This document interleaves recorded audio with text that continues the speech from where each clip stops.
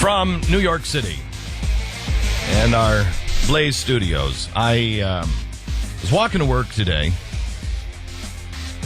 and I'm talking to a friend of mine, a guy I work with, and he said, Glenn, I'm not sure I'm really optimistic right now. All things that I've seen and I've heard, I'm not sure I'm really optimistic. And I said, I'm with you, brother. I'm with you. He said, what do we have going for us? And I said, I don't know, you name them. He said, well, the one thing that I keep thinking is, the one thing that really keeps me going is there are more on our side than theirs. And that's a biblical thing. We are on God's side. And the don't walk sign came on, and we stopped at the corner. And I looked down at the dirty streets with the paper blowing in it, and I said, are we? Are we really? Can we honestly, when we say our prayers, if we say our prayers, can we honestly say we're a nation that turned? We're a nation that woke up. We're a nation that got it. Are we really a group of people who have turned, who have woken up? Are we really a group of people that even have any clue as to what's going on already? We'll tell you later on in the program. In Obamacare, one of the, what do they call them? The guides or... Navigators. The navigators. One of the navigators already been arrested for fraud. I don't know well, let me talk to the 4 people who have actually done this. But as you go to sign up for Obamacare, it says in the warning, there is no assurance of reasonable privacy. Really? You want me to give you everything? And there's no assurance of any reasonable privacy? Of course not. And already one of the navigators has been arrested for fraud. Tell me how your church has changed. Tell me how your church is awake. Tell me how we have changed the way we give charity. Tell me how we have reached out to each other in extraordinary ways. Tell me. Tell me about the leadership. Show me the Ronald Reagan. And when I say Ronald Reagan, unless you're about my age or just slightly under, you don't really even know Ronald Reagan. Ronald Reagan is relatable to you if you're 30 years old as Calvin Coolidge. I don't know who he is. Oh, and if I see a movie about him or see anything about him or see him in a textbook, they mock him. So, Ronald Reagan, but show me the leader. Show him to me. Show me the faith leader. Show me the person who has vision. Now, these are the things that were going through my head as I was waiting for the light to change. And the guy I was walking to work with was giving me a briefing on some of the different stories in the news.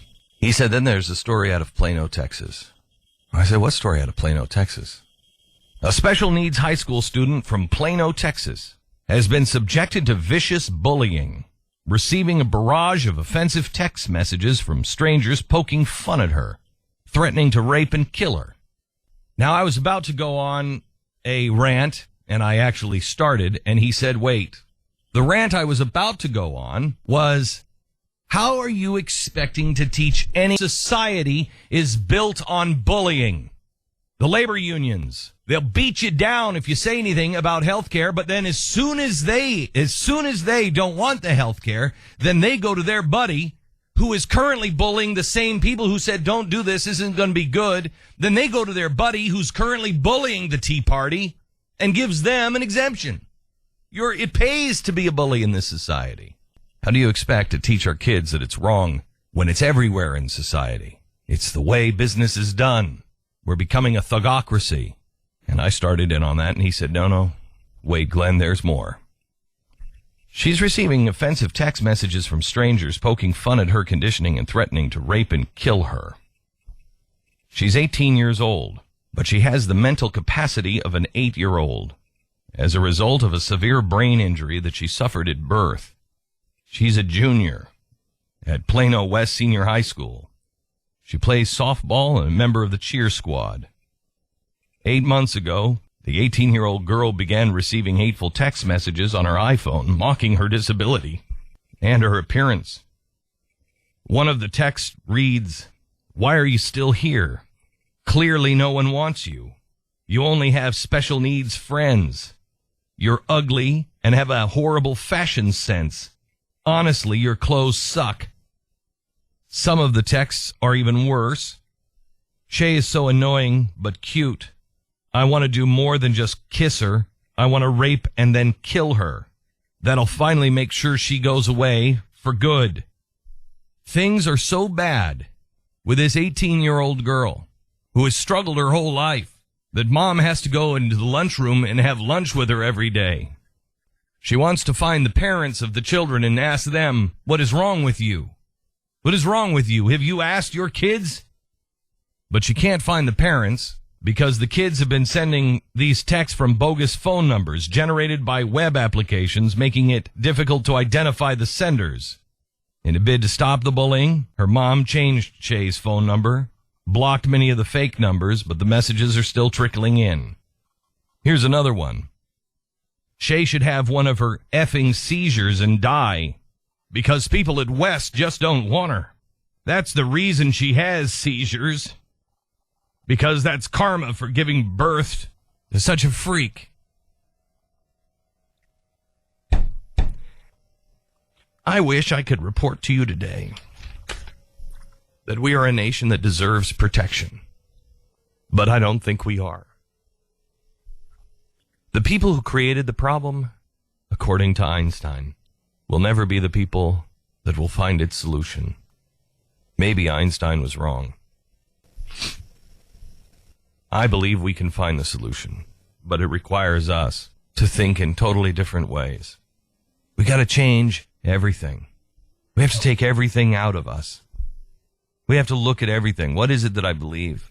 What is it that is true? What am I doing? What are my children doing? If I were in West High School in Plano and I heard this today, my children were there, my children had a phone, I'd be going through their phone. In fact, I'd probably take their damn phone away. I want to make sure that you're never part of that. And if I ever find out that you are, your life is going to be a living hell with me for quite some time. I'm going to call West High School today. I'm going to ask them if they would allow me to do a school assembly. Because I have a few things to say to those kids. I have a few things to show those kids. I have a few history lessons I'd like to give those kids. I'll show you what this leads to. Really? We're going to start making fun of the handicapped now, are we? That's what we're going to do?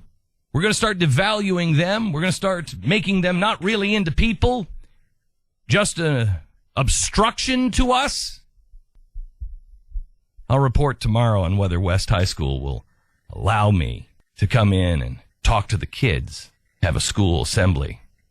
It's not going to be one of those little happy school assemblies where they up with people. And hey, let's not bully anybody because they might have a different sexual preference. They might be bisexual. They might want to have sex with a guy and a girl, and who are you to judge? Maybe a dog too. Don't bully them. This is such bull crap, I can't take it.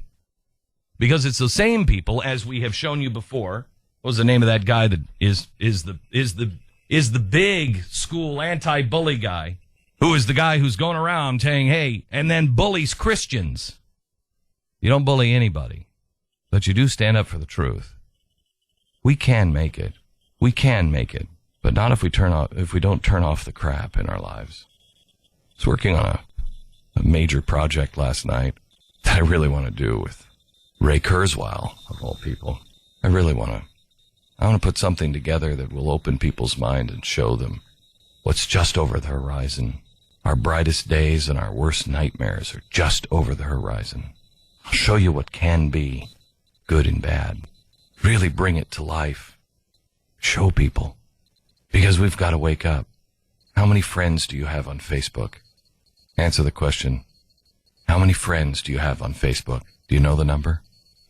Last time I asked that question in a crowd, I said, I don't even know how many friends I have on Facebook.